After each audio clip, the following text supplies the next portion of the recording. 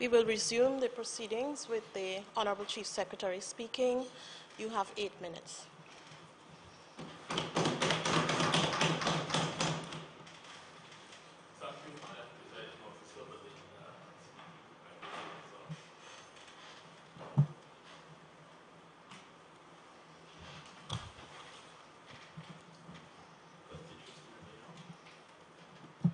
Thank you.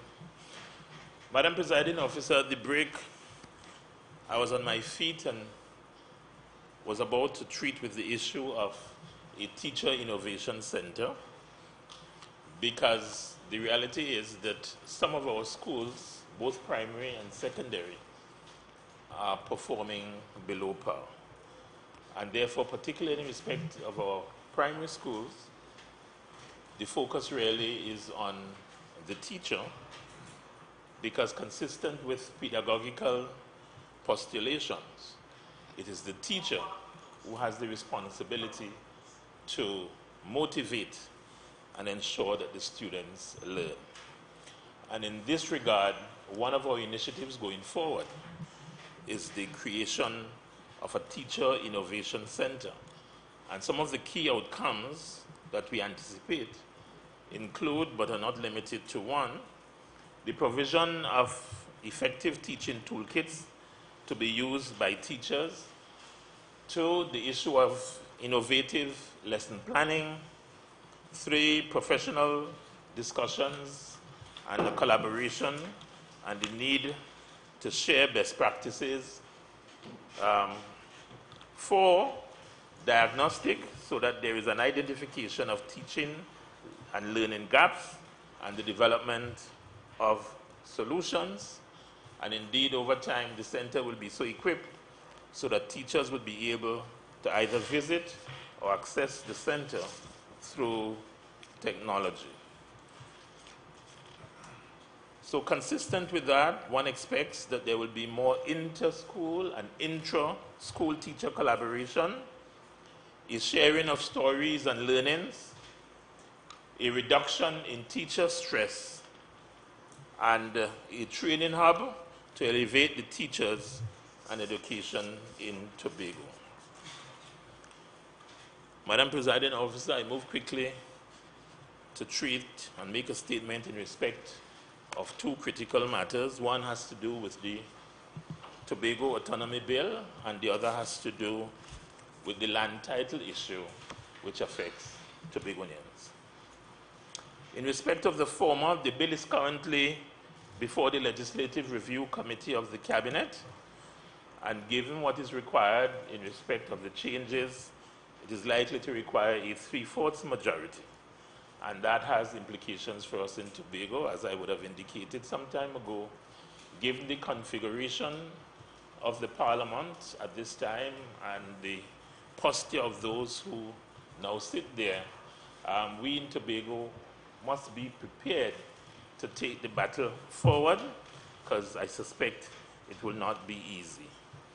And the Attorney General has agreed that within the next 2 to 3 weeks, he, the Attorney General, along with the Minister of Planning, will come to Tobago and will engage in discussions with the representatives of the THA on areas of the bill that are possibly in contention and would require some clarification. In respect of the latter, that is the land title matter, 6 bills have been drafted. 4 have already been laid in the Parliament. The other 2 will deal with the whole issue of fraud. And the intent, Madam Presiding Officer, is to have these bills debated in the September session of the Parliament. What I need to say is that in respect of the approach, the bills speak to the whole issue of compulsory land registration. And in essence, it represents a tidying up process, because many of our lands in Tobago, as you know, there is no real title for them. and therefore there is a collaborative effort among our joint enterprise among the THA, the Office of the Attorney General, and the Ministry of Planning to treat with these issues. The project, I am happy to say, would begin in Tobago at no cost to the residents. At this time, you may know, Madam Presiding Officer, that lands that have to be brought under the Real Property Ordinance, individual landowners must do so at exorbitant costs, ranging anything between $30,000 to $50,000. And you know, Madam Presiding Officer, the minority leader in his presentation did make reference to China as a model. But what he did not say is that the political situation or culture in China is such that I don't know that he would have been able to speak in China. But more than that, Madam Presiding Officer, what needs to be said so that those who are listening and feel that it is wisdom that was emanating, I read from a document, a report from zaopin.com, and it says that wages for new graduates in China have fallen by 16% in 2017 compared to last year. The data is the latest in a line of recent warnings about the job prospects of new graduates and raises concern over future of China's job market. I go further to say that hundreds of millions of Chinese workers are still struggling to make a living wage. The cost of living in China's cities increases all the time, and the gap between the rich and the poor shows no signs of closing. In our case, Madam Presiding Officer, we took a conscious decision that we will not retrench anyone. In fact, that we will maintain employment levels. And if I had more time, Madam Presiding Officer, I would have gone into the value, notwithstanding the economic detractors who insist that we must send people home, of the contribution of the THA in respect of the disposable spend in Tobago, resulting in the circulation of money so that we can all, at this time, be enjoying a reasonable standard of living. And as I close, Madam Presiding Officer, I say to you and to Tobago that leaders must be prepared to eschew political expediency and lead and govern with courage, especially in contexts like ours, in terms of declining revenues and ever-increasing unrest. For our administration, what is right will remain right. Member, unfortunately, your time is up. Thank you, Madam Presiding Officer.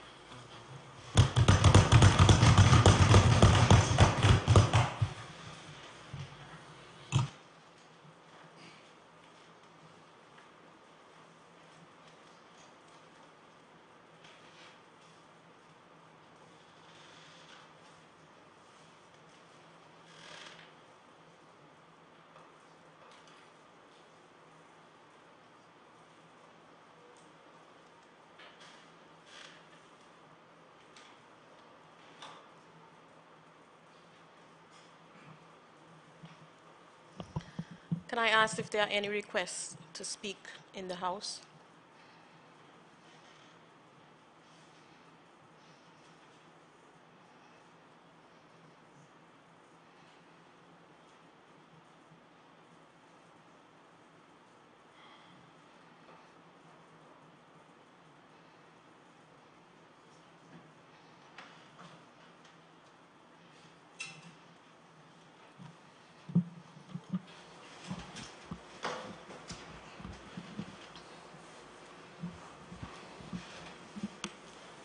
Madam Presiding Officer, members of the Tobago House of Assembly, members of the viewing gallery, those who are listening, those who are viewing us on television and online, good afternoon. This is certainly a special but bittersweet moment for Tobago. One where we are here again speaking about a budget for the Tobago House of Assembly that was presented last week that has honestly made me, and I would use the word sick, while sitting here listening, in addition to listening to other members joke about the lives of Tobagonians. It's actually rather sickening, and this is something that other Tobagonians have also expressed. Their disappointment with the lack of vision, the lack of planning, the lack of foresight, the lack of caring that seems to be a part of this budget that was just presented. Let me start, Madam Presiding Officer, by identifying a couple flaws in the process that was used by this Executive Council to create the budget that was presented. There are several models of doing development. One that is very simple, includes 4 broad steps.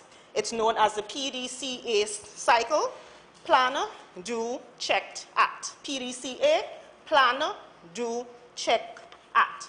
And Madam Presiding Officer, it seems as if we have not really done much planning, doing, checking, or acting for the last 16 leading on 17 years, and the members of the Executive Council spent the time laughing and joking, when in fact we were talking about the things that have been going wrong with the economy of Tobago. Madam Presiding Officer, one of the opening remarks that was made by the Secretary for Finance and the Economy was that a budget survey, some consultations, and other needs assessment exercises were conducted. However, Madam Presiding Officer, it seems from talking to people, listening to them on the radio and the TV and so forth, and meeting them in the public, many of the key industry leaders in tourism, in marketing, in agriculture, everywhere, they seem to think that even though they may have been part of something you people call consultation, none of their, or very little, if any, of their recommendations were actually placed in these documents. Madam Presiding Officer, that is very disheartening. In addition to not listening to the stakeholders on the ground, we seem to also not be listening to the stakeholders who are who have the technical capacity to guide us. As a matter of fact, I have looked at several reports that were done by strategic units of the Tobago House of Assembly, and it's quite obvious that even going through the statement, going through the budget, going through all of the documents, that those recommendations were also not taken into account. Madam Presiding Officer, whenever we talk about planning, we cannot think about planning as something we do just for today or for tomorrow. As a matter of fact, while we are planning for this budget, we should be looking at 5, 10, 15 years down the road to ensure that what we do today, 2017, or what is done in 2018, leads towards where we need to be in 2030. And Madam Presiding Officer, it is funny that when the Secretary for Finance sent out this call circular to have the different divisions create their budgets, what he referred to was the Comprehensive Economic Development Plan that ends in 2017. How are we planning for 2018 on a document that ended in 2017? It shows, Madam Presiding Officer, that we have not really seriously thought about that cycle. Plan, do, check, or act. Madam Presiding Officer, a part of the planning step includes what are known as having SMART objectives. And I am certainly hoping that when all of the other members speak today, that they could tell us what these SMART objectives are for all of the money, the nearly $5 billion worth of stuff that you are now asking for.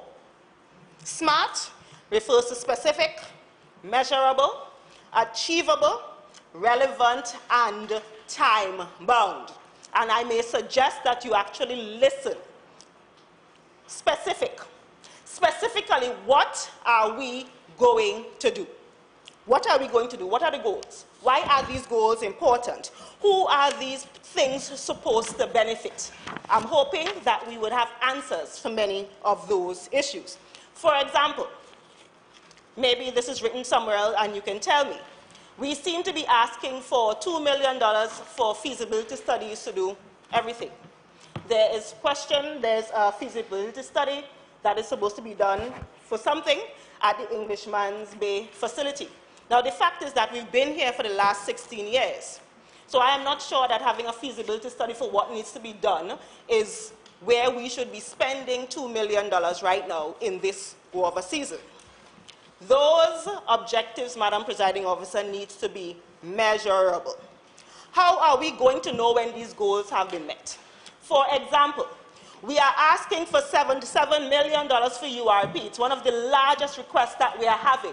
But what are we going to do with that money? What is Tobago going to do with that money? At the end of the $77 million, how many walls, how many drains, how many whatever you plan to do is going to be erected so that we know at the end of the year, yes, we said we were going to do 50 of whatever it was, and we've gotten 50 of that done.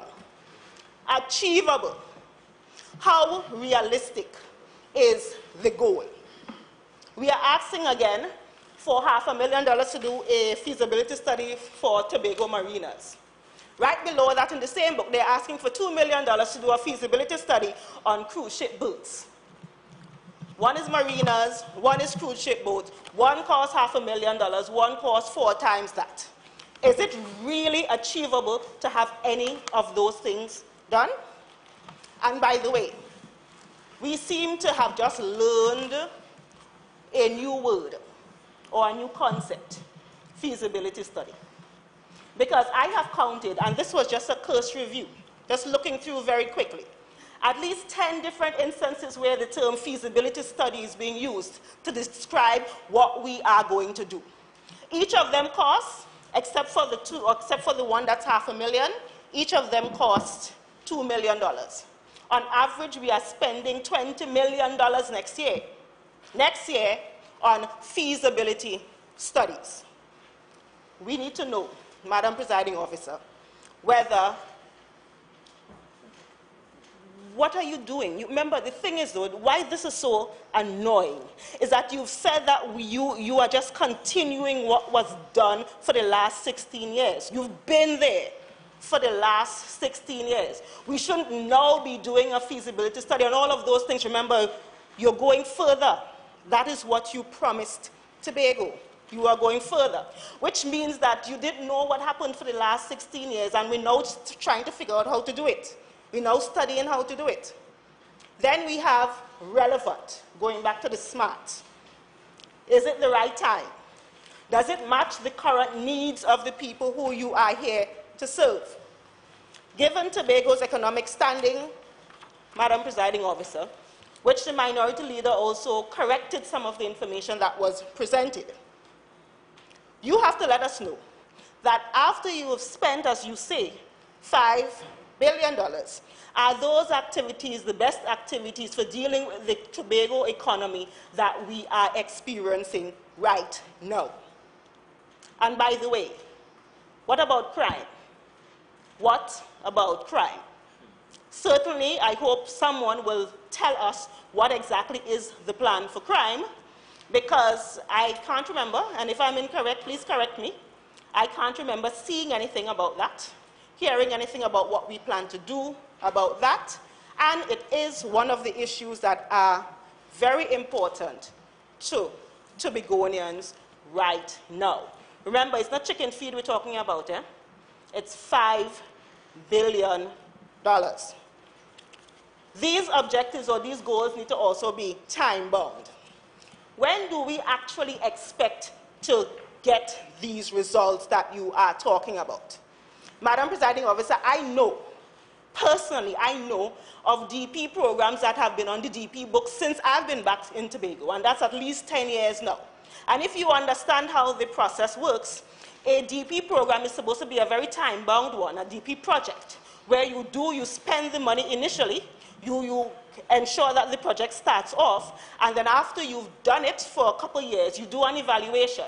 And after that evaluation is done, you are able to say, okay, it is something that makes sense, it is something that we will continue with, it is something that we will have staff for and so forth, and you carry that over to the recurrent budget, because it is something that you've already gone through the process and you know it makes sense.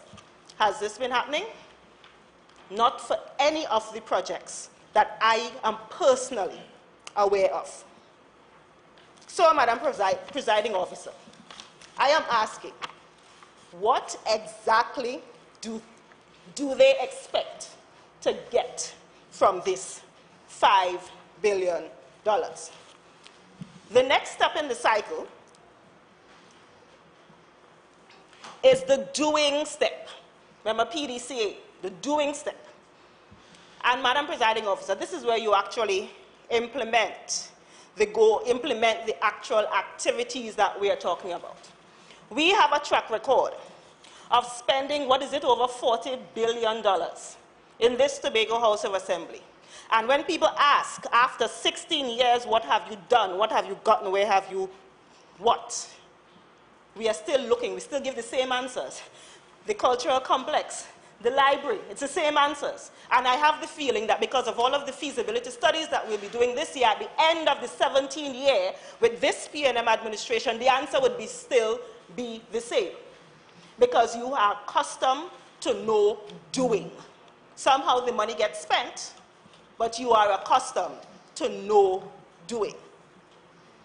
The third step, Madam Presiding Officer, is the one that relates to, and I think, the most important part of this process. And it has to do with how we actually evaluate what we do. How we actually evaluate what we do. And I'm going to outline 4 different kinds of evaluations.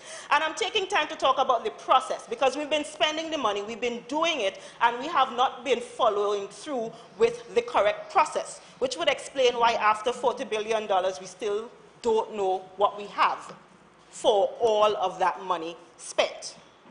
So the first of those is what is known as process evaluation.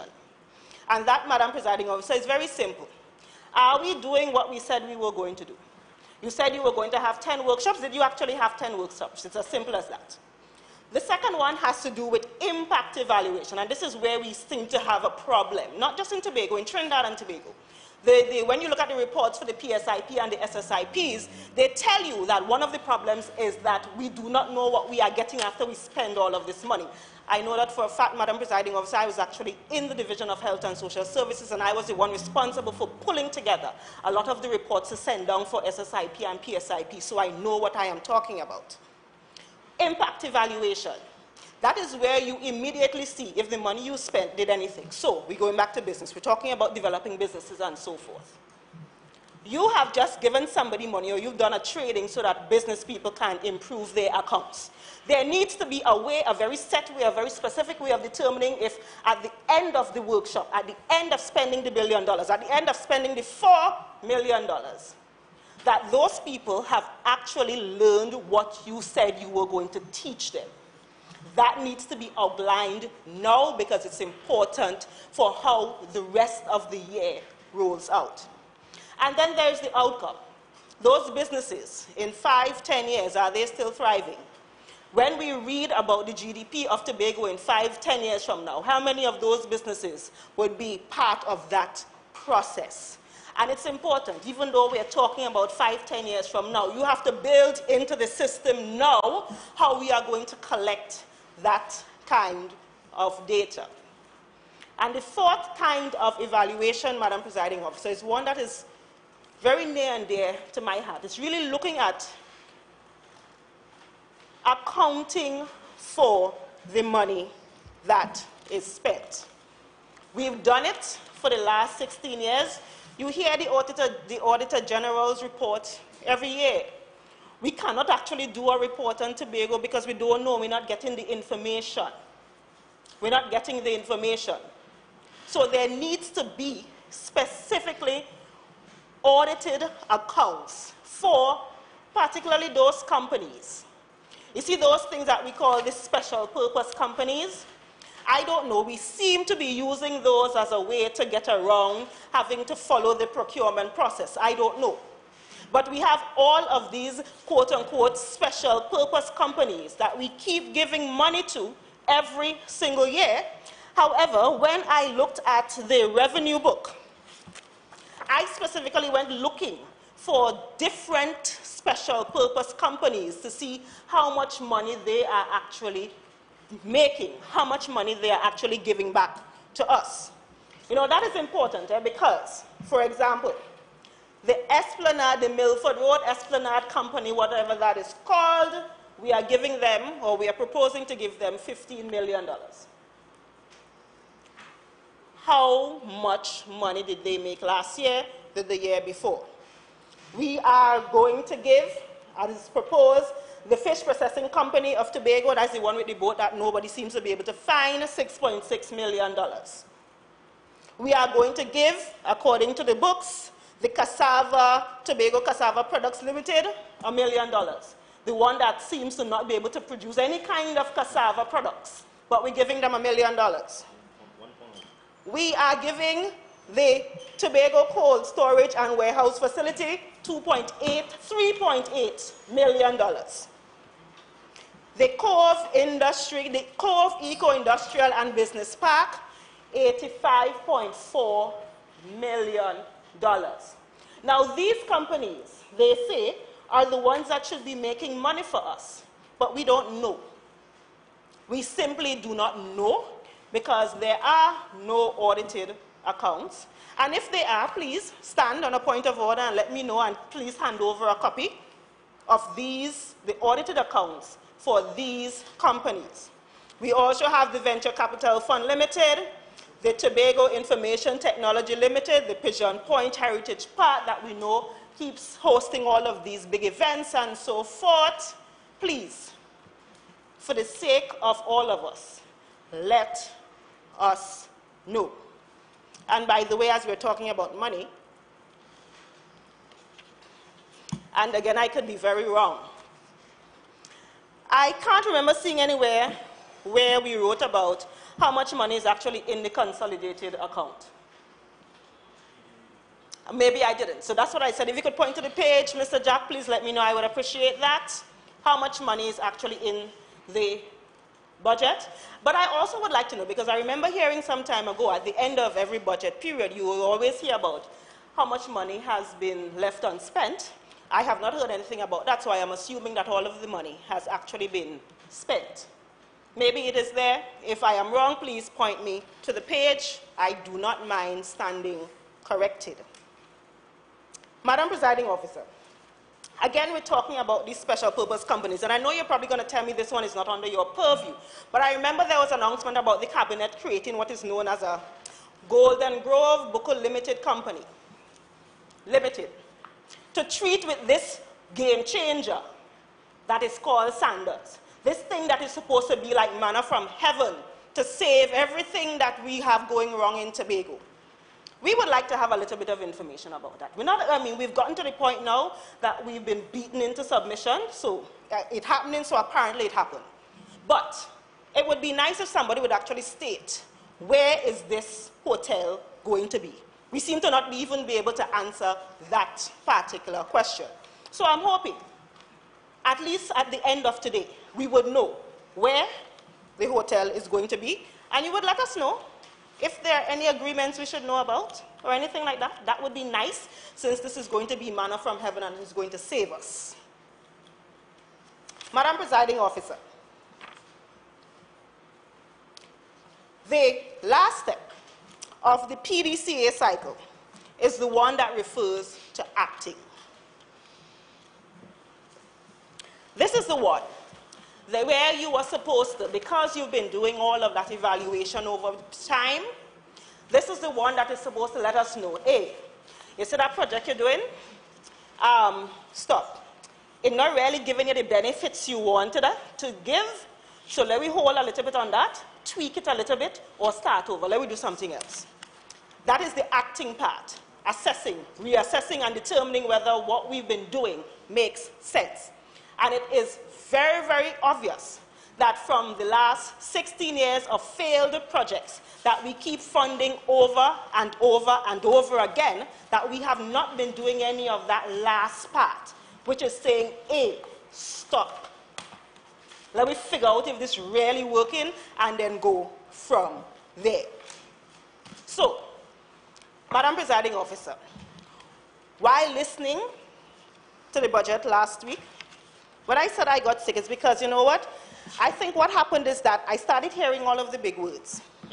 I started hearing all of the big words that we keep saying. And we're hoping that nobody had noticed that when you string a whole set of big words together, it still doesn't make sense. It still does not make sense. And because maybe I know that I have a little dictionary that could find some of those big words, I've actually tried going back and looking at them to see what they actually mean. And at the end of it, it still made no sense. It didn't. And by the way, Tobagonians are not fooled. Tobagonians have not been fooled. They have not. They have been coming and they've been telling us and they've been commenting and they've been saying, this is utter, it is not working. It is simply not working. And they have not been fooled.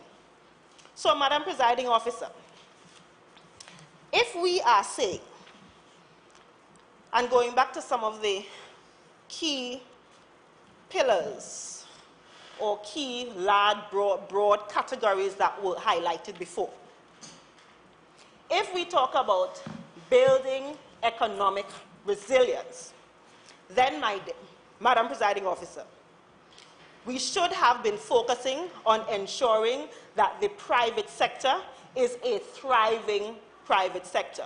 Because any economy that does not have a strong private sector is not a resilient economy.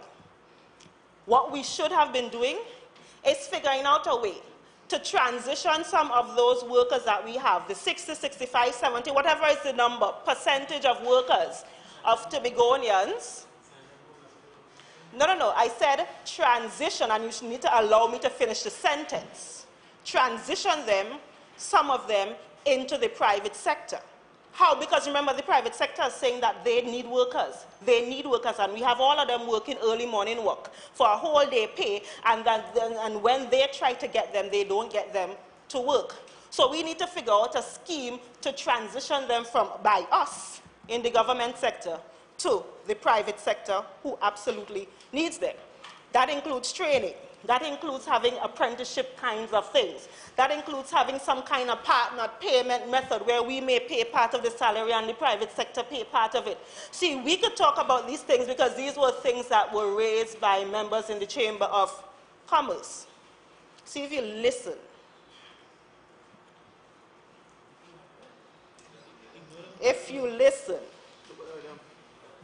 Madam Presiding Officer, what has been happening instead, however, is that what we've been doing, and I've heard it from several different people, and I've seen it myself, we have a lot of the gangs, and we're sending 2, 3 of them in the same spot.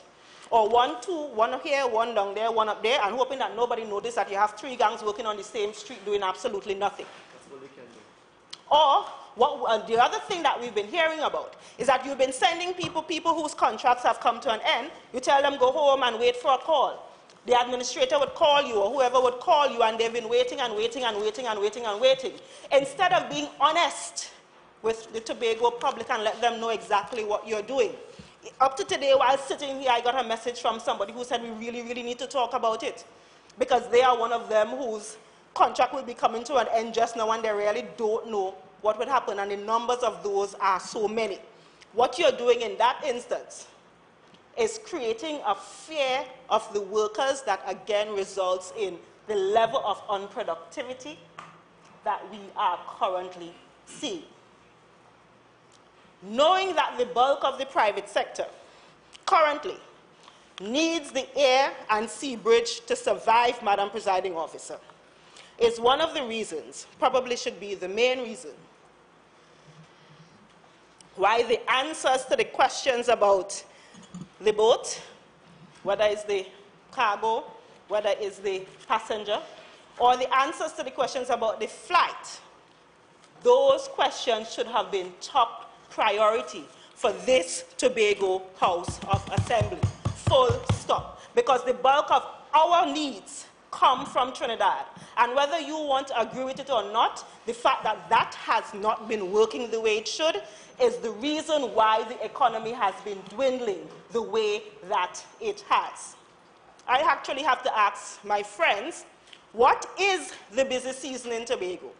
Because at one point it used to be every weekend that it have a fete, every weekend that it have a line. But now we have a situation where Trinidadians are saying they're not coming even if it have a fete or a line because they don't know how they would get back home.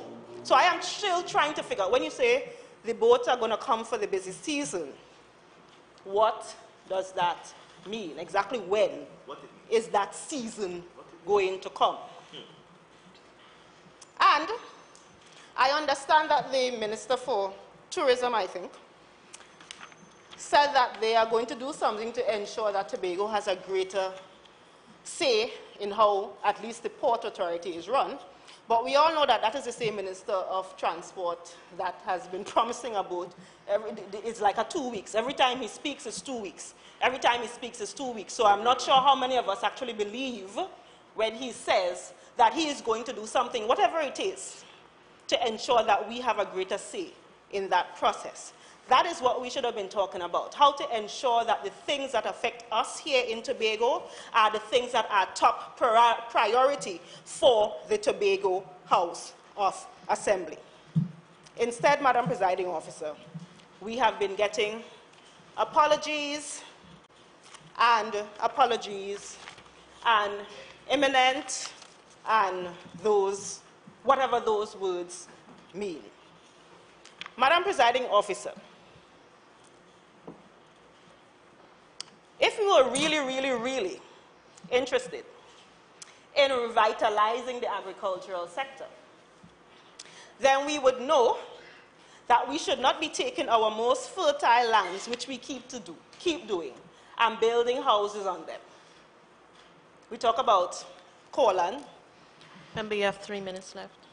We talk about cornland and the fact that we'll be building houses in cornland. And I understand that's actually some of our nicest, primest agricultural land. But in addition to that, Madam Presiding Officer, we would not be spending the largest bulk of our money, what was it? $80 million on what is known as agricultural access roads. $80 million on agricultural access roads. When all of Tobago knows, and I've been told several stories, that when you say agricultural access roads is really another word for bubble kickback and corruption and thieving. That is what it is. I will not call names, but you all know I know names that can be called. So no. If that is the most important thing, there, considering what the minority leader spoke about in terms of the technology and so forth that's needed, then hey, we're not really serious. Madam Presiding Officer, if we had actually listened to the farmers, we would know that it is absolutely critical. One of their biggest issues is marketing. So we would be spending time and money and effort on revitalizing the marketing department to ensure that things that are made in Tobago are seen worldwide, all over the place, because there are people who are willing to spend top dollar on items that have been made in Tobago. And we would be spending money on doing research and development. Research and development. And as the minority leader said, that includes ensuring that we have top-class institutions here on this island of Tobago. Top-class institutions, one of them could be having the Kendall Farm School, being the place of agricultural research and development for the Caribbean. Madam Presiding Officer, as we talk about tourism and human capital development, again, it seems like sandals is the only thing. Sandals is, again, manna from heaven that will save everything, save us all. Haven't we learned from what happened with Hilton? Haven't we learned from that? And instead of telling us about how many eggs Sandals will need, instead of doing that, we should be rolling out a very comprehensive plan to ensure that the people of Tobago, the farmers, the everybody, the fishermen, the everybody, are really, really, really prepared for what Sandals will bring. By the way, that document was already done in collaboration with the Travel Foundation in 2004. There was a comprehensive document that talks about what we need to do in Tobago to be prepared for these all-inclusives, and it was completely ignored.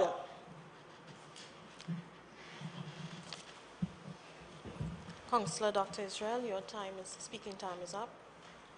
Madam President Officer, I'd like to move that the speaking time for the Honourable Councillor Israel be extended by for 10 minutes. That speaking time will now be extended by 10 minutes. Thank you.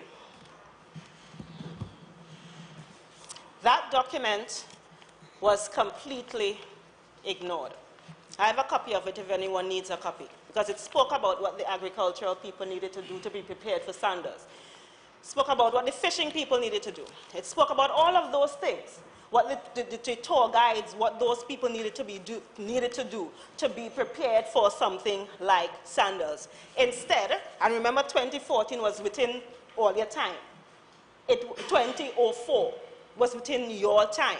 And we had 13 years to prepare for this thing that is going to be manna from heaven, that you have simply ignored for the last 13 years, and now you're going to try to, well, I don't even know what you're trying to do. We're still waiting for information. So please, let us know. Madam Presiding Officer, if we spoke about really doing youth development, then what we would do is move very swiftly to ensure that the tertiary institutions in Tobago are local tertiary institutions. And why is this important? Having actually taught at several of them, I know for a fact that the curriculum that is done at all of these schools do not really have Tobago and Tobago's development in mind. See, at a university, at a tertiary institution, what is supposed to happen is the students are supposed to take the problems of the area that they live in and study it, come up with solutions within those kinds of institutions, and then come out back with papers and those things. The tertiary institutions that we have in Tobago, those curricula, they are not geared to what we need to do here. Therefore, if we were really interested in that kind of youth development and that kind of human capital development, we would be spending a lot more money, and I'm glad you said you would work on THTI, because that is a very, very good start considering where we're heading with this tourism thing. But even that shows that we have not even really thought about what kind of teaching, what kind of development is really, really needed to make Tobagonians prepared for this wonderful Sandals that is going to come. Because what we all seem to not be saying is that because we have wasted the last 13 years since that Travel Foundation report came out, since we've wasted that time, and since the same Sandals is going to be coming anytime now, the average man on the ground will not be prepared for that. And what they will do, like they've done in many other countries, is yes, they have agreements that says we are going to buy from locals, we are going to hire locals, and so forth. But they set the bar so high that even if you start that way a year later, 2 years later, the locals cannot compete. The locals have not met the standard to stay there and to keep working. And then what they say is, okay, we tried to get the how many 100 eggs. We tried to get whatever, we can't get them here, so we'll go somewhere else. And you can't stop them, you can't do anything about it because we wasted under you are one, the last 13 years getting prepared for this. Madam Presiding Officer, and I'm wrapping up, I'm not even going to take the whole 10 minutes.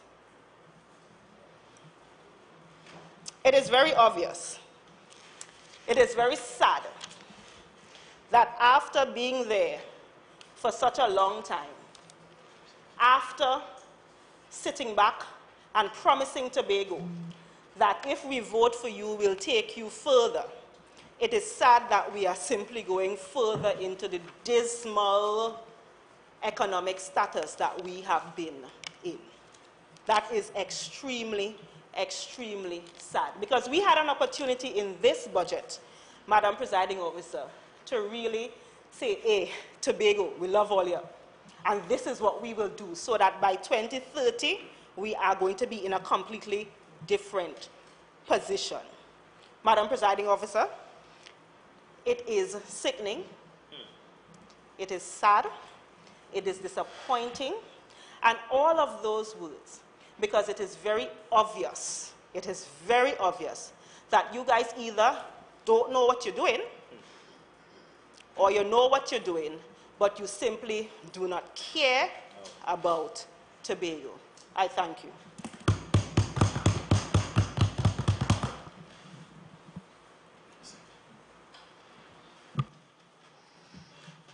Councillor Dr. Carrington.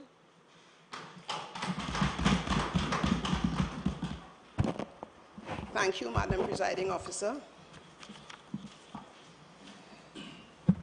Members of this House, members of the viewing gallery, the Tobago population, the Trinidad and Tobago population, our regional partners, good afternoon. I am pleased to participate in this discussion because it allows me to treat with those matters that have been accomplished within the last 16 years in health, and to look towards those areas that will be addressed during this fiscal period. So rather than dealing with sickness, I am going to be dealing with wellness. And so we intend to make Tobago the preferred destination for healthcare delivery, and much of which I will speak to will be some of the gains made, notwithstanding the discourse about gains not being made. Madam Presiding Officer, in researching, and a lot of discussion around researching, and I'm hearing about planning, and we had a bit of lessons on that, and a lot of teachers are plenty. Not many of those could boast of being professors. So that let's not deal with teaching today, let's deal with the facts of the matter. With respect to work done by the Pan American Health Organization, Madam Presiding Officer, Trinidad and Tobago is experiencing an epidemiological transition where we see a decline in communicable diseases, but a rise in non-communicable diseases. And therefore, I will speak to wellness and not sickness. Earlier, the Honorable Chief Secretary pointed to some of the things we can boast about, but I'll point to that in a little while. Good service delivery, Madam Presiding Officer, is a vital element of any health system. And so as we seek to treat with service provision, financing, stewardship, and resource allocation, let me just engage you for just a little bit. We need to consider the social determinants, the political determinants, and those determinants are important, even the economic ones, for a population of over 60,000. The network of healthcare delivery systems and the facilities through which we provide care are second to none. And you can look at what is happening in secondary care at Scarborough General Hospital. So we have one general hospital, 17 primary care centers, and 3 outreach centers. We provide, within the last 16 years and before, a comprehensive range of health services. Services are accessible to all persons in our population. We have good coverage, and so whether you're sick or you're healthy, you can present for care. Our services are client-centered, and so notwithstanding some challenges from time to time, we can still boast of good services being provided at some time. So both primary and secondary level, there has been improvement over the past 16 years. We continue to collaborate such that we can improve. With respect to accountability and efficiency, about which there was a bit of discourse, let me just say for any sector, that is a concern. And so matters with respect to accountability and stewardship will continue to engage us as we seek to improve those areas. So to efficiency. What is important, though, we give the assurance that we will continue in the interest of the Tobago population to improve any area in which it is deficient. Let's just look at the facilities just closer. The number of hospital beds in our country is an important factor in determining the health resources available to our population. I look at Japan and South Korea. They have the highest numbers of hospital beds per 1,000, an average of 9.56. OECD countries like Chile and Mexico, 2 and 1.68 respectively. USA, UK, and Canada, 3.26, 2.95, and 2.71 per 1,000 respectively. In the Caribbean average, 2.89, notwithstanding Barbados has 7.56. And so in Tobago, we have 5 per 1,000. Permit me to repeat, 5 per 1,000. We are above the Caribbean average. And that is something that is positive for us. Just looking in terms of the threshold requirements for the health sector, and for all the people who pose as planners and who have not been trained to the level they should be trained, please note the type of facility by population, by service radius. General hospitals. For a population of 150,000, 4 beds per 10,000 for a service radius of 80 kilometers. For a health center, for a population of 20,000, 4.10 beds per 10,000 for 24 kilometers radius. And so we could speak about successes within the past 16 years. And so permit me, Madam Presiding Officer, to speak to the health agenda in the context of the national agenda. We have reviewed the existing situation. We've done that. We've looked at our programs and services. We've conducted situation analyses. And we are leveraging a few areas. We are not attempting to do all of it at one time. So we will be focusing on research. We'll be focusing on decentralizing some services, one of which would be a family development. We are going to be enhancing our health services delivery. We are going to strengthen our leadership and governance, and we focus on improving public health response. Those are areas that we will be treating with. We did say earlier that we are attempting to leverage some areas this year. Now, with respect to research, and I heard, and oftentimes I come to this house, we listen to all talk. We want to listen to data. It allows us to make more sense of what is happening. I heard about evidence-based decision-making. This division will focus on evidence-based decision-making because, Madam Presiding Officer, data is important as we make decisions. And so the data that we have gleaned from the process we have engaged in will support the plans and which plan the budget provides the support for. In that respect, Madam Presiding Officer, we've expanded our policy research and planning unit because we want to determine the social and health needs of the Tobago population. We have established an NCD registry, a non-communicable disease registry. What that will do, that will provide a repository for health-related data. That's in the budget. We want to be able to monitor what is happening in terms of diseases on this island. We've established a research ethics committee. Such committee will ensure that all ongoing research is monitored and all ongoing research meets ethical acceptability. We've engaged with other universities as we conduct research into cancer. And let me just say that this is a concern for us because just looking at the data, we recognize, whereas we weren't paying attention to colon cancer, colon is an area that we must address now. Whereas we were focusing on prostate, and then we thought we would look at the breast, we are now seeing some numbers increasing colon cancer among our population on this island.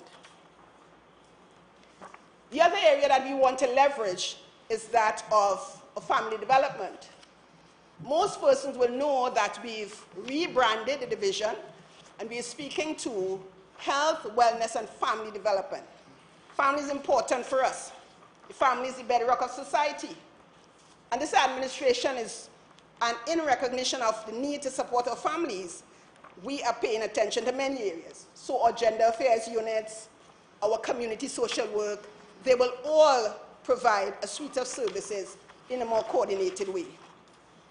Let me just speak as well to some of the coordination that we've enjoyed together with our partners in community development, enterprise development, and labor in that regard.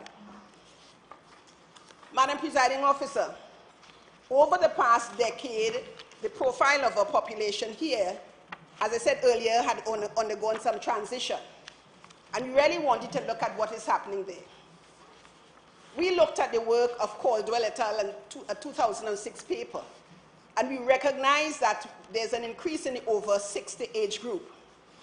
This change in age structure we think is important for us to pay attention to, and therefore we initiated measures to deal with issues of the elderly, the adolescent, and the children. With respect to the elderly or the aging, we've established an aging unit, and such unit will provide support for persons in their homes or in their communities.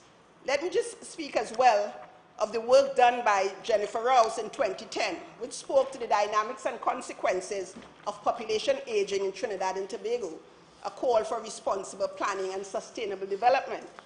That is an important piece of work, and since we are talking about reading, we encourage those on the other side to read that piece of work. What we're seeing, though, is more than 12% of our population is over 60. We note as well the leading causes of morbidity in this group are chronic non-communicable diseases.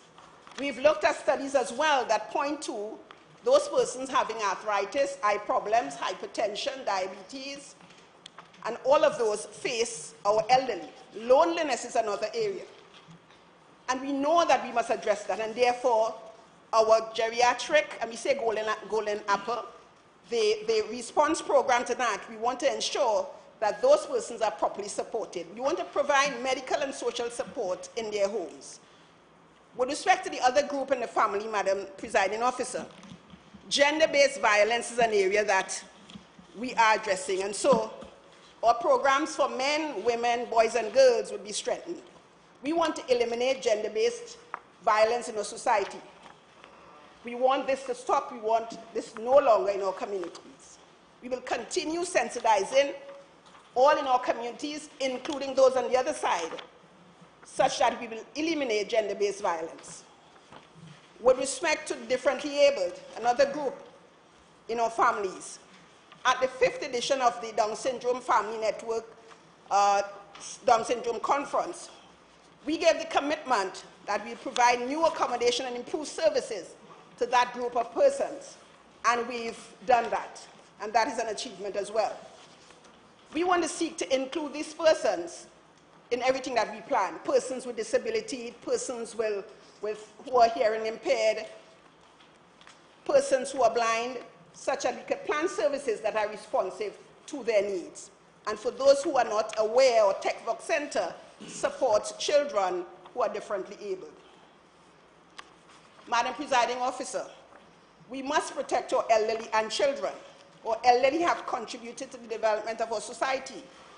And for those persons who are in homes, we've established facility review committees. One committee is going to be looking at the older persons' homes, the other for children. We want to ensure that these homes operate according to the established standards. With respect to our adolescents, we want to strengthen the programs for adolescent mothers, or PAM program, or school health program. That's an area that is going to be better resourced. With respect to those children in schools, we know that the schools continue to challenge us in terms of the support provided, and therefore we are collaborating with the Child Protection Unit of the TTPS, the Trinidad and Tobago Police Service, such that we could bring about greater awareness in terms of child abuse and the like. We are collaborating with the Children's Authority for the establishment of an assessment center. This assessment center we expect to be commissioned by September 2017, and that we will have child support centers established thereafter. Just looking at the improvements with respect to health-related services. I mentioned earlier that we are focusing on wellness. Let me just summarize and share some of the improvements. so that persons wouldn't continue to be sick. They will pursue wellness. Primary care services, we are combating NCDs. We are waging an all-out war against them. We want to ensure that our population becomes healthy.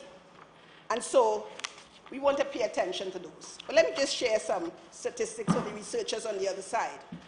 Trinidad and Tobago is ranked highest of all the Caribbean countries in terms of diabetes. And please look at the data. The prevalence of diabetes in Trinidad and Tobago is 11 to 13%. It is the third highest cause of mortality, accounting for 13.6 deaths, 13.6%.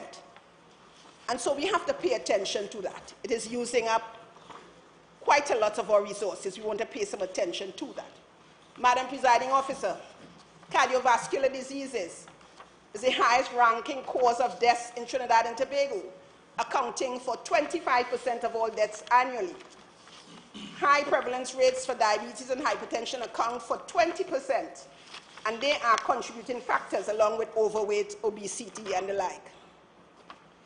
Heart disease, cancer, diabetes, and CVAs account for 62% of all deaths.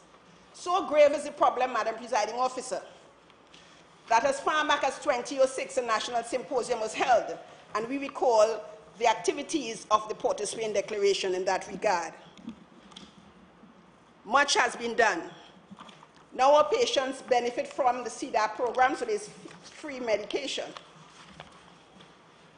But we must, in our division and in our island, address early detection and integrate our responses so that we become much more comprehensive as we respond to this situation.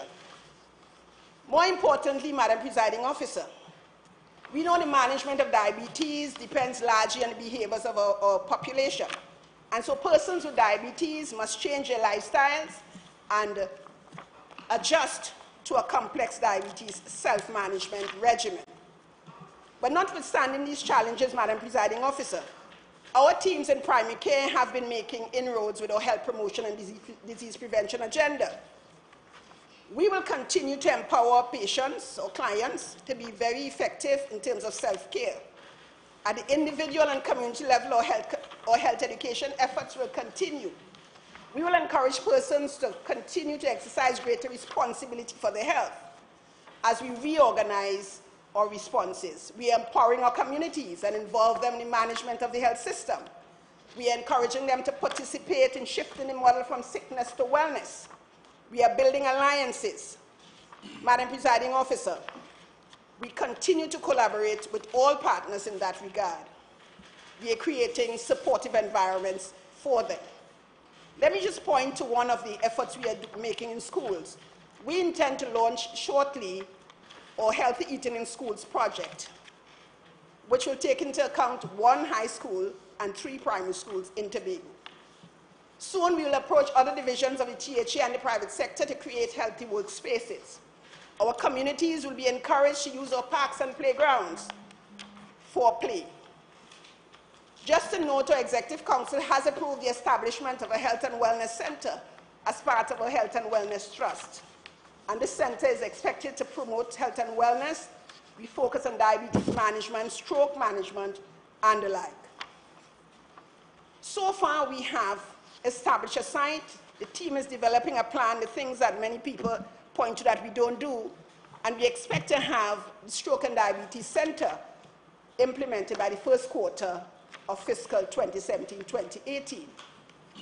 In the matter of sustainable public-private partnerships, the Executive Council also approved the development of a palliative care center, and we'll engage in a PPP as well for cancer care on this island. I did say cancer was a priority. Our immunization targets, and most people know they're over 90%, but we want to maintain those targets. With respect to the plan of action, the primary care team will be focusing on risk factor reduction, management of our NCDs, monitoring of our services, governance and policy, and advocacy. Just quickly in terms of risk factor reduction, Madam Presiding Officer. Our efforts will include promoting physical activity and promoting healthy foods. So we'll support access to healthy foods in collaboration with the agriculture and other sectors.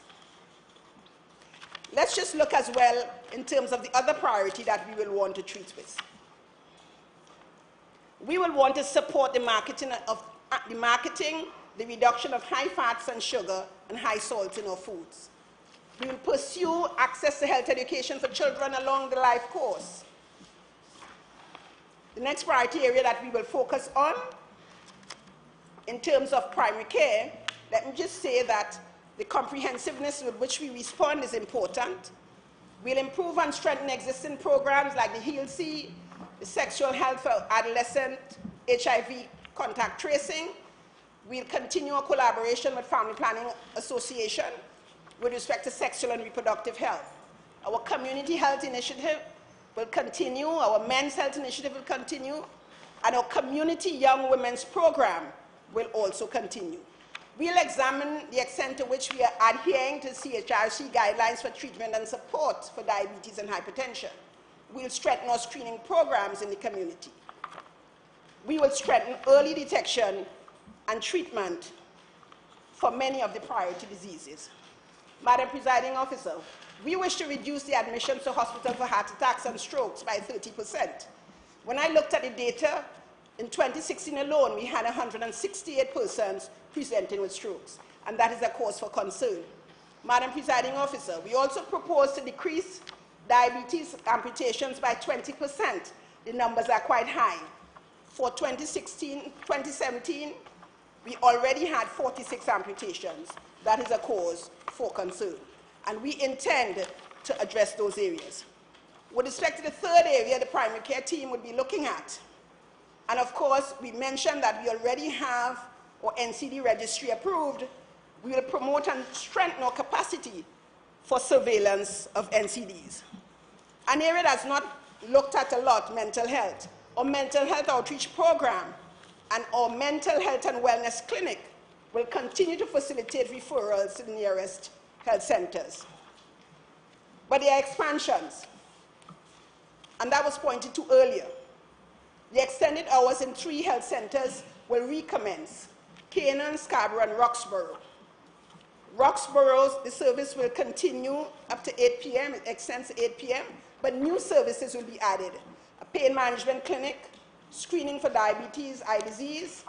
All of these will happen in the extended hours program. We already recruited additional staff to support those extended hours, that being a challenge why the service was curtailed. In terms of infrastructure, the Moriah and the Roxborough Urgent Care Centers, those form part of our budget, and we look forward to the early commencement of the Moriah, firstly, Moriah Health Center, followed by the commencement of the Roxborough Urgent Care Center. With respect to secondary care, further to the realignment of the subspecialties, we are benefiting from some improvement, with respect to our patients' encounters. In terms of inpatient service, Madam Presiding Officer, we note a decrease in wait time in our ER, and that we know will continue to improve as we seek to move those persons who now wait in our ER as they go to Canaan, Roxborough, and Scarborough for non-emergency care. Internal medicine. We could boast of a successful partnership between medicine and nursing for our warfarin clinics. We are going to strengthen our nurse-led palliative care service. Our cath lab is expected to be reviewed. Our oncology service will be expanded. In terms of surgery, our vascular clinic, our renal patients who now are compromised, requiring AV fistulas or grafts, they can now look forward to a more comprehensive and predictable service through the engagement of a vascular surgeon. With respect to our orthopedic service, we now have joint replacement that will be available to us early 2018, and that is not now available. Pediatrics, screening for sickle cell disease. This is a service that is not available in any other hospital that I know, and that Tobago is doing this already. We expect to continue a satellite clinic at Canaan twice monthly. Ophthalmology, the service is second to none. The equipment is all at international standard, and we expect to continue maintaining that standard. With respect to our blood transfusion service, we encourage persons to become voluntary blood donors so as to boost our supply. With respect to obstetric care, we are integrating the care of our pregnant mothers between secondary and primary care. We expect to have this fully implemented by the beginning of 2018. And let me just say of a project that we can speak to now, the maternity ward at Scarborough General and Buccoo Health Center commenced a pilot project where we introduce perinatal information system. We expect to be able to compare our data about pregnancy and childbirth with respect to that. And this is a first in terms of, in the history of the RHAs, that this has been done. Madam Presiding Officer, still on some improvements. When we looked and took a snapshot of May and June of this year, we noted an adjustment in terms of the code of practice. We noted a reduction in the number of C-sections from 33.8% to 13.3%. Madam Presiding Officer, we will soon implement ultrasound in one health center within the next fiscal period. With respect to outpatient service, notwithstanding some inefficiencies that exist in terms of the the availability of the records whenever you present for care, we expect to address those. But we note still that we've had over 40,000 persons visiting the outpatient clinic last year. Member, you have about 4 minutes left. With respect to leadership and governance, the matter of leadership must be addressed as we continue to speak to our agenda. And so we understand that the role and function must be addressed. We will work towards building relationships as we make sense of what we do. The matter of governance is a key area that we must strengthen because we must hold persons to account. We must account for stewardship.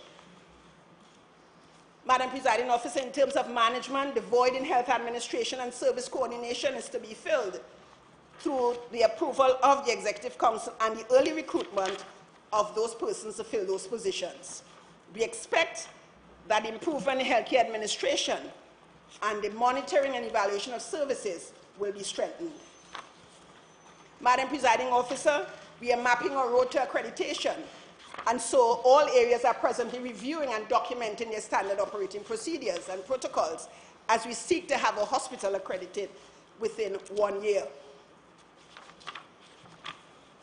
With respect to the transfer of patients, we intend to continue monitoring these transfers so we reduce the unnecessary expenditure to private institutions.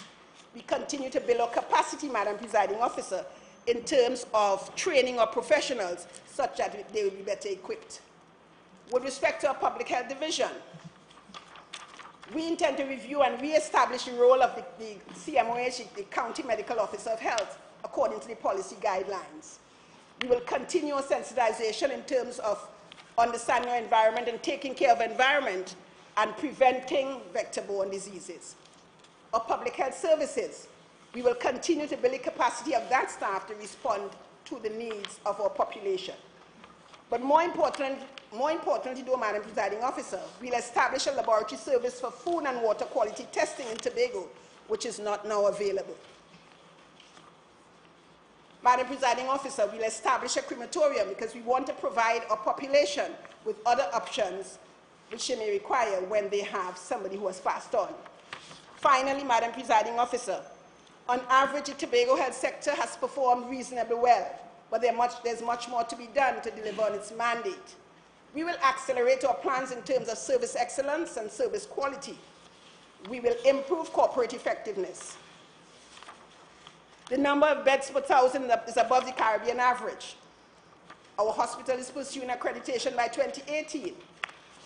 Our expenditure has increased over the years, but we'll explore value for money. We'll turn the system in a way that has not been experienced before, such that wellness is the focus and not sickness.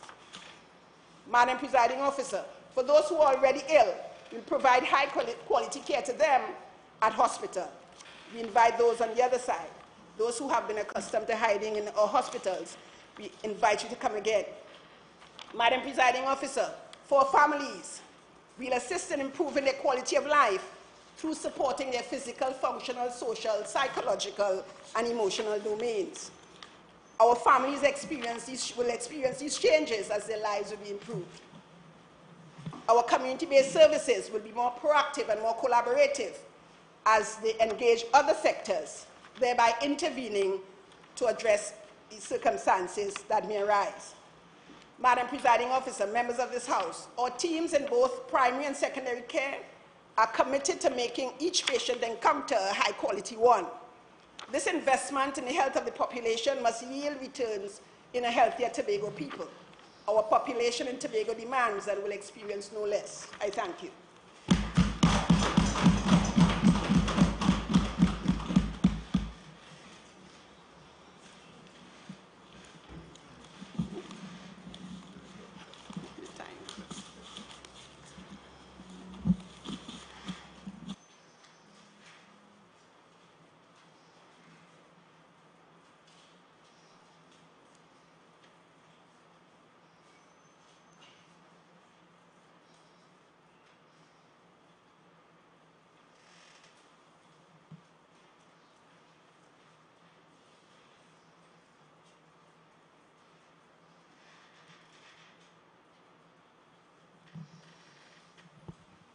Members, I'm awaiting a request for someone to continue with the debate at this time.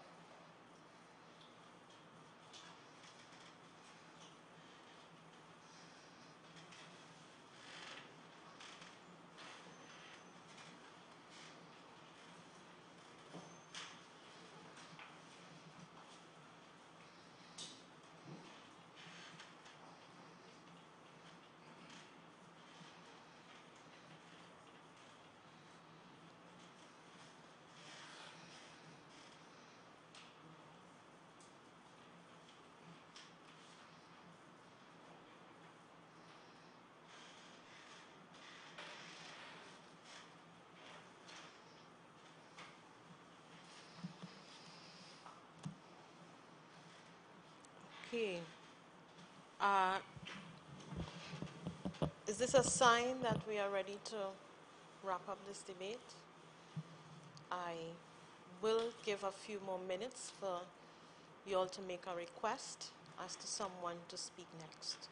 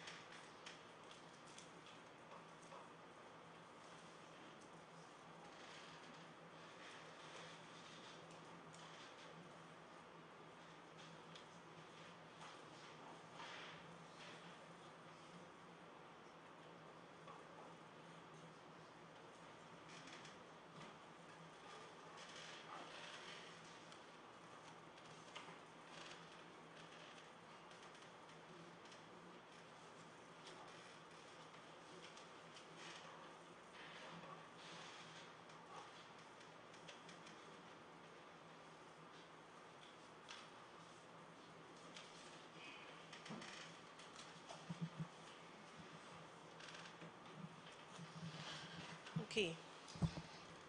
I have given an additional 2 minutes for persons to make up their minds about speaking and contributing as part of this debate. Since no one has made a request, you leave me no choice but to request the mover of the motion to move forward.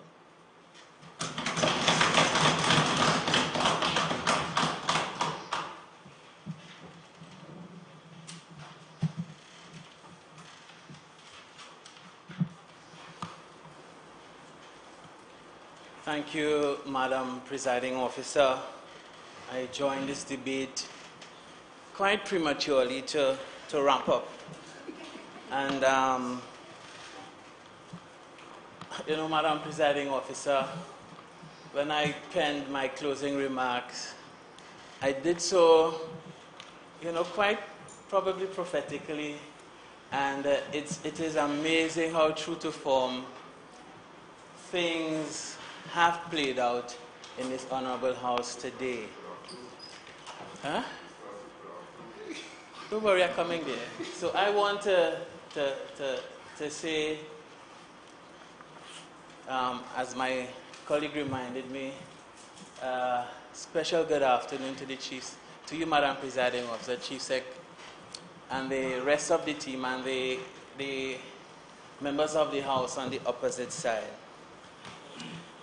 But, Madam Presiding Officer, once again, and in customary Watsonian fashion, this honorable House would have witnessed the abdication of the responsibility of members opposite in fulfilling their roles and function. And again, a failure to contribute productively to this island socioeconomic development and support the 2018 fiscal package and the estimates of revenue and expenditure. Madam Presiding Officer, you know, John 3:16 is so applicable and relevant. If you so love, you'd be willing to give. And if there is a love for this island, if there's a love for the people of Tobago, persons are required to show magnanimity, to show a level of professionalism, and let us all work together in the interests of the people of Tobago.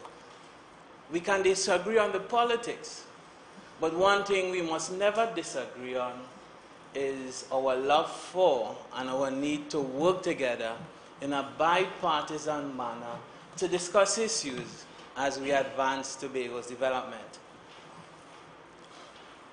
And because my closing remarks, I wrote them this morning, just like Councillor Faith Israel, I too indicated that this is a bittersweet day in Tobago's history. Because, Madam Presiding Officer, never before in this House have we seen an attempt to mislead this House by peddling misinformation as fact. And this is the reason it's so bitter. Because in a sort of careless and carefree manner, information was put to this House that was, in fact, incorrect and misleading. And I will clarify that in a little bit, Madam Presiding Officer. But while amidst this bitterness, I can derive some sweetness and some positive outlook because of the fact that members on this side, we came prepared, we did our homework, we sat and we deliberated to undertake Tobago's people's business. And for that, I want to contribute all the members on this side who had a chance to you know, at least participate in debate, and I know other members around the table are sitting ready and waiting.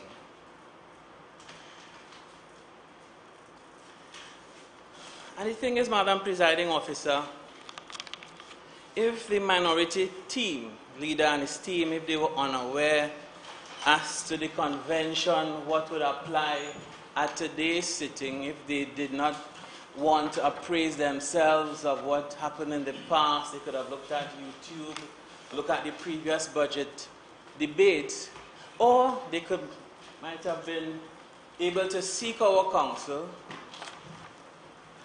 or seek persons in Tobago who would have been members of this honorable house so that they would not bring a premature end to today's sitting.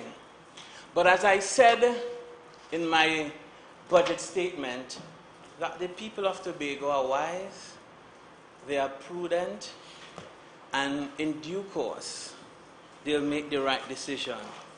And I'm putting it on record again, as I did in my maiden statement in this house, that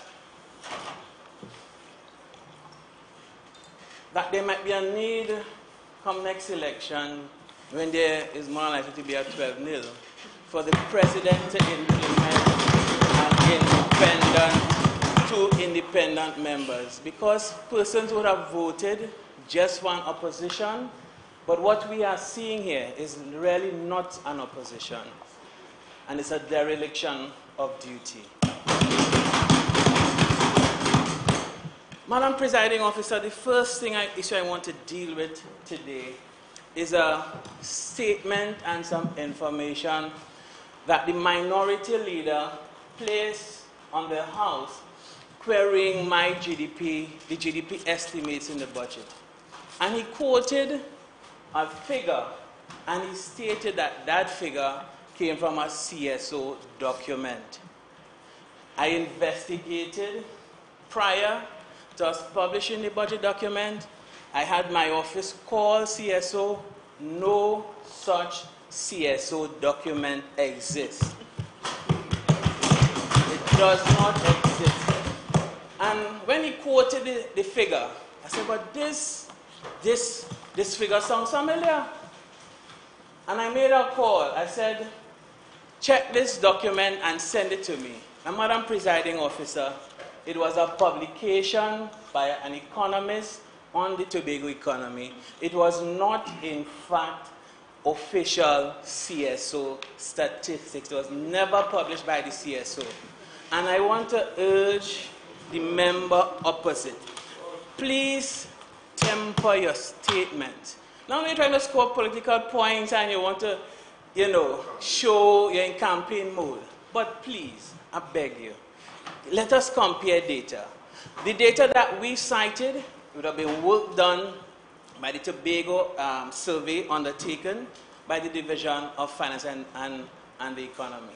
So if you're quoting official data, data must match with data. And if you're showing me that you got help from the publisher of the document, I indeed commend you, sir. Because in 2013, you also assisted me as well. And it's one of my friends, it's an intellectual I respect, and we normally have discourse. But please, don't put the work over as official CSO statistics in an attempt to discredit the work, the hard work of the Division of Finance and the Economy, and the hard-working technocrats in the Tobago House of Assembly. That is wrong. That is indeed wrong. The second thing I want to treat with, Madam Presiding Officer, is a statement that says, away with the ACH. The ACH system was implemented to improve payment processes to workers, employees of the Assembly, and our suppliers. So when you're saying away with it, what you are saying away with is an improvement to the payments for workers, so that they can get not their payments on time, so that they can get their payments ahead of time. Because a lot of the employees in the Tobago House of Assembly will tell you now that their funds are hitting their bank accounts sometimes on the 27th and so on, days before the official pay. And that is something I think we as an assembly should be proud of in terms of improving the payments to our internal stakeholders as well as our external stakeholders. So please, Mr. Minority Leader, please temper your statements.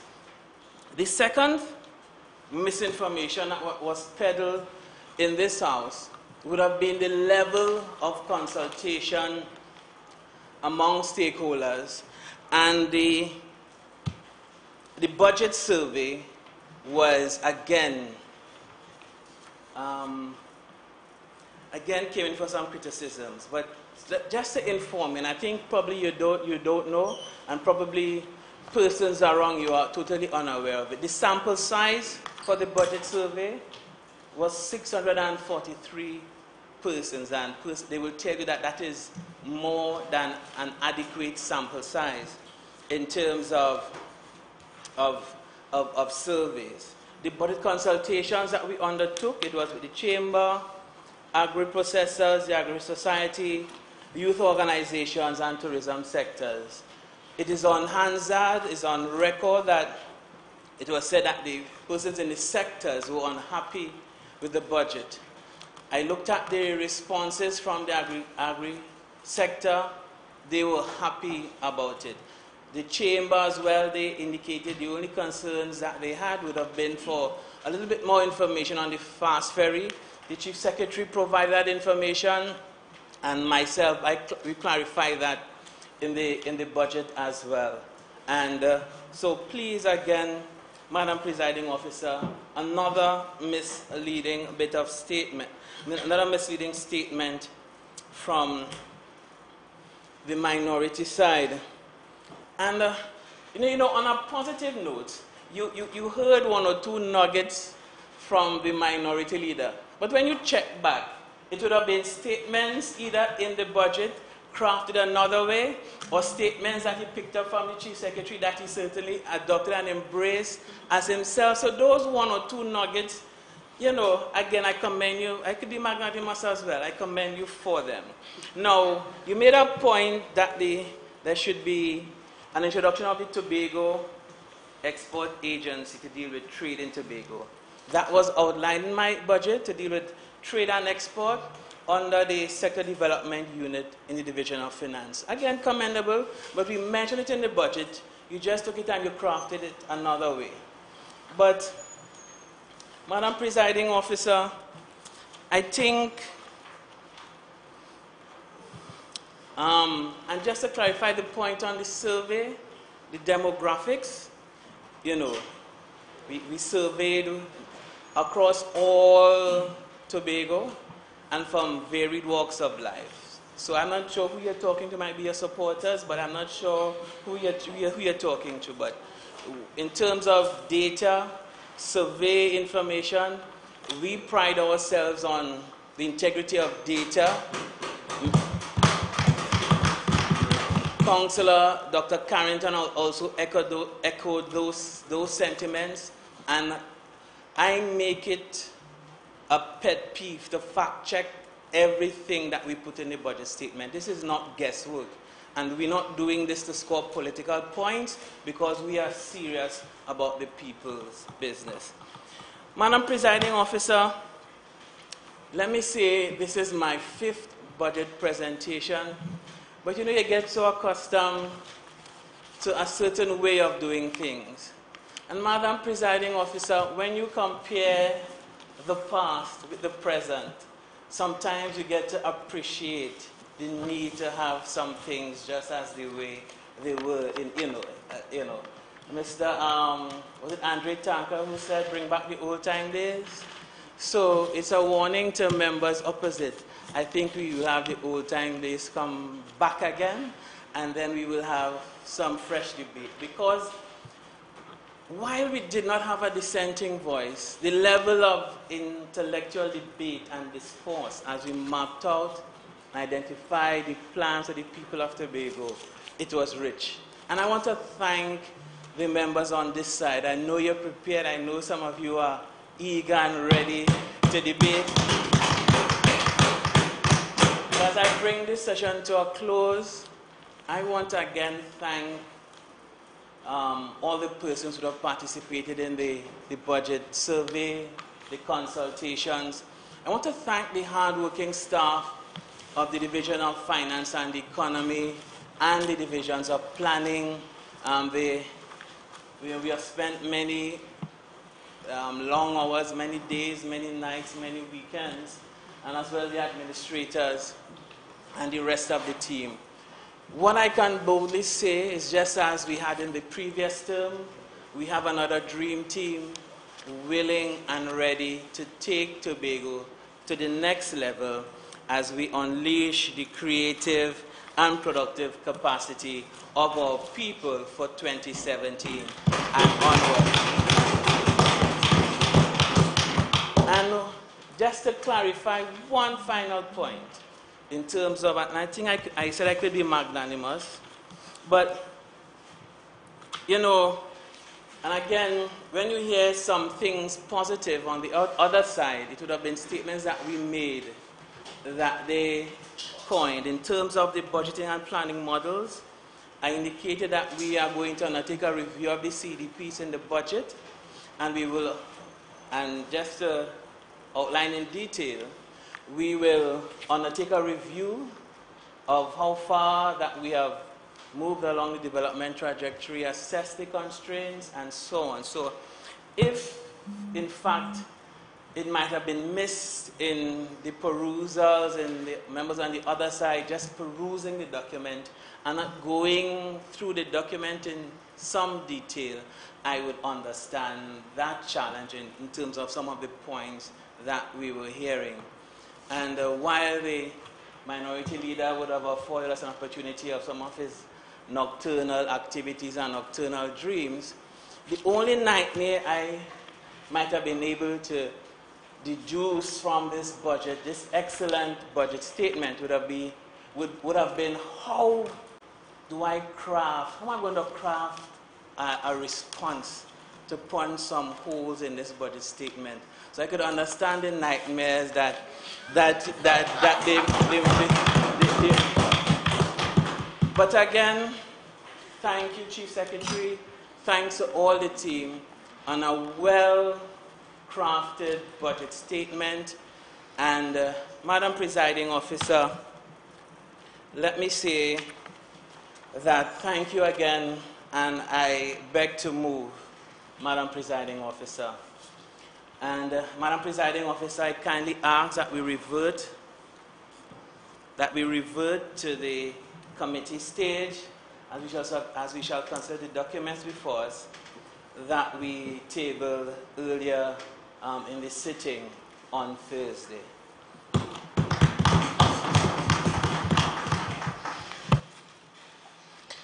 The sitting of the House will now be suspended to revert to the Finance Committee for further deliberations before the motion is moved.